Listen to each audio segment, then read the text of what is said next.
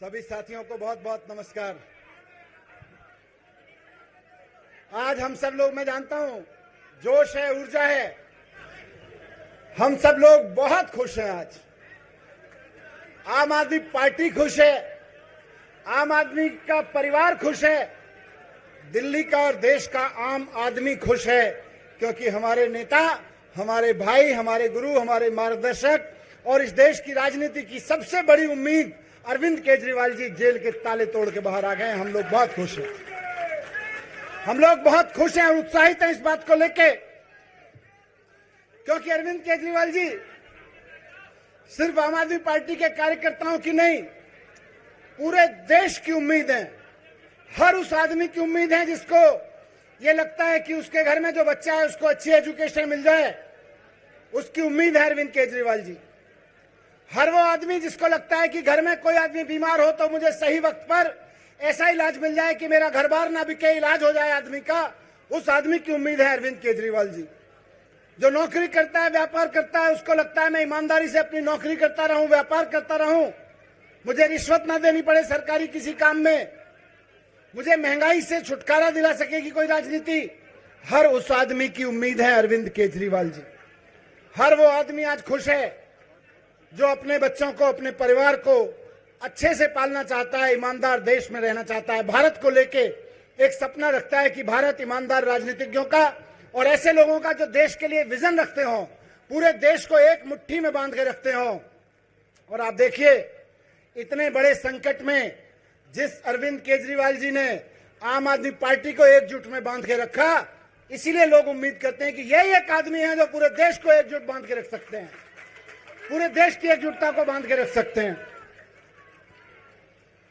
मैं दिल्ली में घूम रहा हूं, पूरी में, आप सबके बीच विधानसभाओं में आता हूं, लोग गले मिलते हैं, कहते हैं साहब भैया अच्छा हो गया आप आ गए, बड़ा अच्छा किया, गलत कर रहे थे ये लोग आपके साथ, इन्होंने अंत की उतार दी थी।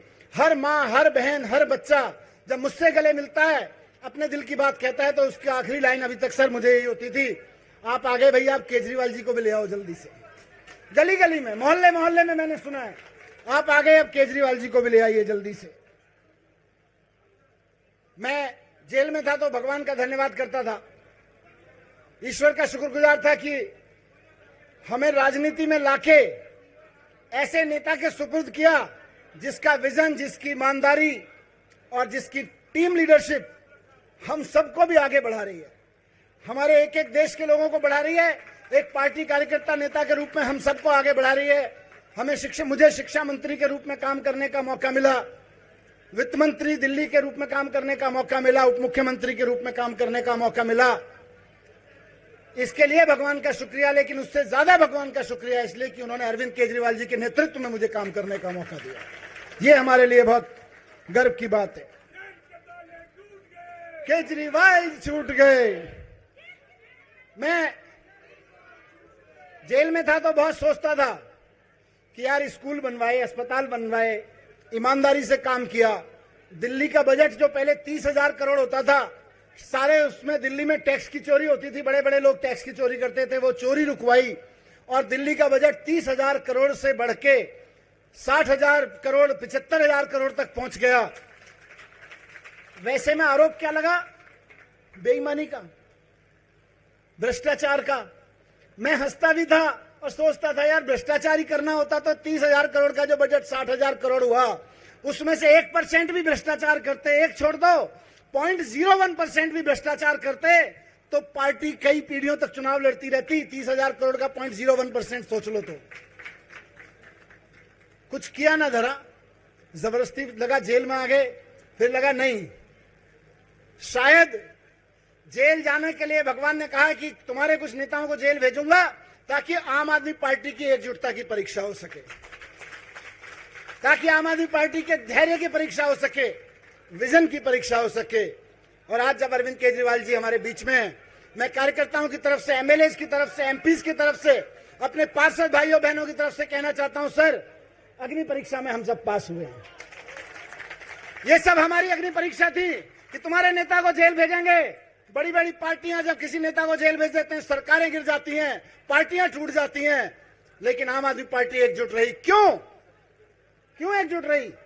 इसलिए एकजुट रही क्योंकि कुछ हमारे नेता ने गलत नहीं किया था, हमने गलत नहीं किया था, आपने किसी ने गलत नहीं किया था। अरे आम आदमी पार्टी के नेता तो छोड़ दीजिए, पूरी दिल्ली में मैं बीजेपी वालों को कहता हूं, एक आदमी ढूंढ लाओ जो ये कहो कि आम आदमी पार्टी का कार्यकर्ता है और इसने किसी शराब की दुकान से एक पैसे की भी रिश्वत ली हो, एक पैसा के भी कुछ कार्यकर्ता भी नहीं मिलेगा। नेता तो छोड़ दीजिए, दूर दूर तक पूरी पार्टी का कोई कार्यकर्ता ऐसा नहीं मिलेगा बीजेपी वालों, आम आदमी पार्टी में ढूंढ के देख लो, जिसने 10 साल के शासन के दौरान किसी एक व्यापारी से, किसी एक व्यक्ति से कोई चाय भी मांगी हो कि मैं तेरा एक काम करा दूंगा तो चाय पिला दे मुझको, नहीं मांगती। ये है आम आदमी पार्टी की ताकत। झूठे आरोप लगाए गए। दिल्ली, मैं आपको बताता हूं, 6,000 करोड़ रुपए, हाँ जी बहन, 6,000 करोड़ रुपए मिलते थे दिल्ली सरकार को एक्साइज डिपार्टमेंट से, लेकिन नई पॉलिसी में 9,000 करोड़ रुपए कम से कम मिलने की गारंटी हो गई थी। और ये कहते हैं अरविंद केजरीवाल जी ने भ्रष्टाचार कर दिया, मनीष सिसोदिया ने भ्रष्टाचार कर दिया। ये भारतीय जनता पार्टी का इतना बड़ा झूठ, इतना बड़ा झूठ। अगर हम कहते हैं, अभी संदीप भाई कह रहे थे कि आम आदमी पार्टी इस देश के सबसे बड़े राजनीतिक संकट से जूझ रही थी जितना कोई पार्टी कभी नहीं जूझी, तो मैं ये भी कहूंगा कि इसके लिए भारतीय जनता पार्टी देश का सबसे बड़ा राजनीतिक कुचक्र रच रही थी कि एक चुने हुए मुख्यमंत्री को और उसकी टीम को जेल में डालो और पार्टी को खत्म कर दो। लेकिन कहते हैं, वो कहते हैं सत्य ईश्वर है, ईश्वर सत्य है।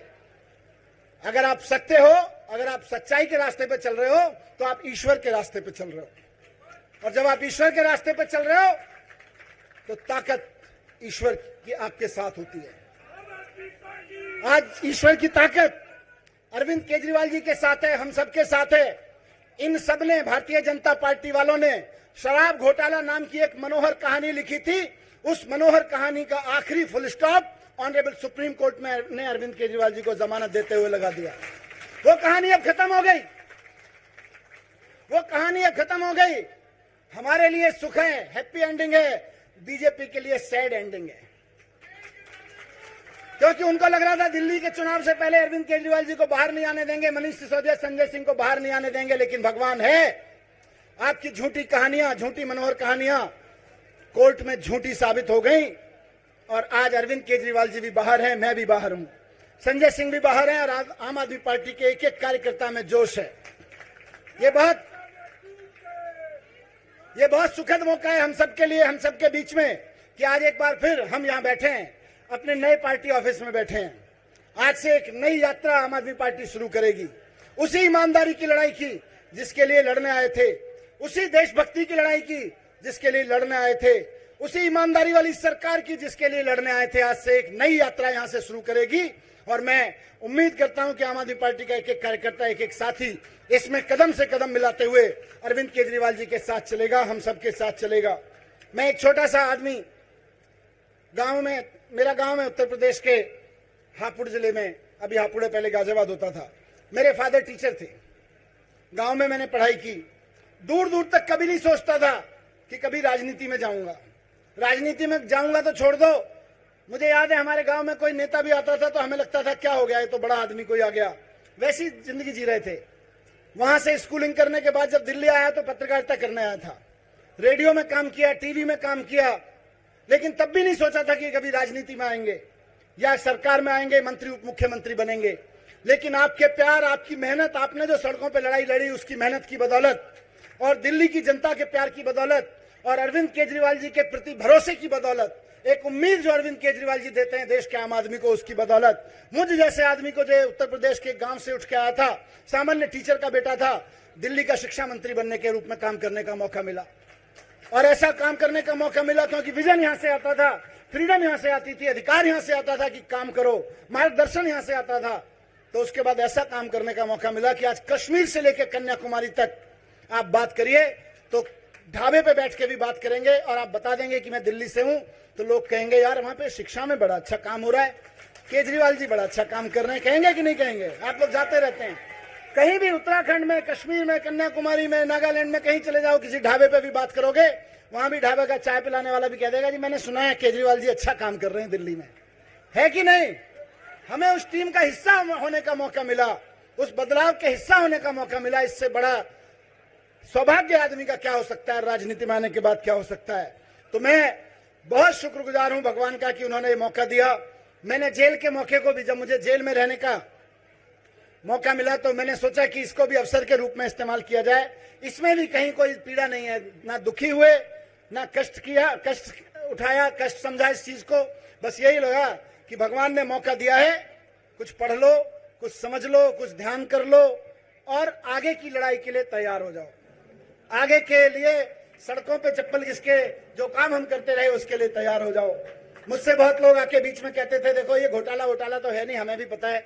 इनके लोग भी आते थे, वो कहते थे घोटाला वोटाला तो कुछ देखो है नहीं, हमारी मनोहर कहानी है, आप ऐसा कर लो, वैसा कर लो, देख लो, नहीं तो जेल में सड़ जाओगे। मैं उनसे कहता था, मैं जंतर मंतर पे अखबार बिछा के सोया हूं आंदोलन में अरविंद केजरीवाल जी के साथ में। और जो आदमी जंतर मंतर पे अखबार बिछा के आंदोलन कर सकता है, उसके लिए जेल में कम से कम एडिशनल फैसिलिटी है कि वहां एक दरी मिलती है और सर पे पंखा भी था। जंतर मंतर में तो सर पे पंखा भी नहीं होता था। मैं इनको कह देता था कि तुम अपनी सरकारी सिस्टम, अपने ऑफर, अपने प्रस्ताव सब अपने पास रखो, मुझे जरूरत पड़ेगी मैं तो पंखा हटवा के जंतर मंतर पे भी जाके सो जाऊंगा, मुझे कोई झंझट नहीं है। और आज उसकी बदौलत आम आदमी पार्टी का परिवार एक बार फिर से खुशहाल हो रहा है। सबके चेहरे पर, आपके चेहरे पे खुशियां ही खुशियां दिखाई दे रही हैं। बस जोर से नारा लगा के एक बार मुझे बताइए कितने खुश हैं सब लोग। आवाज टीवी के माध्यम से पूरे देश में जा रही है आपकी, इस आवाज को पहुंचाइए। भारत माता की इंकलाब, इंकलाब, आम आदमी पार्टी, आम आदमी पार्टी, अरविंद केजरीवाल, अरविंद केजरीवाल, भ्रष्टाचार का एक ही काल। बहुत कोशिश किया इन लोगों ने ये दिखाने की कि देखो ये जो नारा 2014 में लगा था फीका पड़ गया, लेकिन बताओ फीका पड़ा है कि नहीं पड़ा। भ्रष्टाचार का एक ही काल, भ्रष्टाचार का एक ही काल, भ्रष्टाचार का एक ही काल। बहुत बहुत धन्यवाद।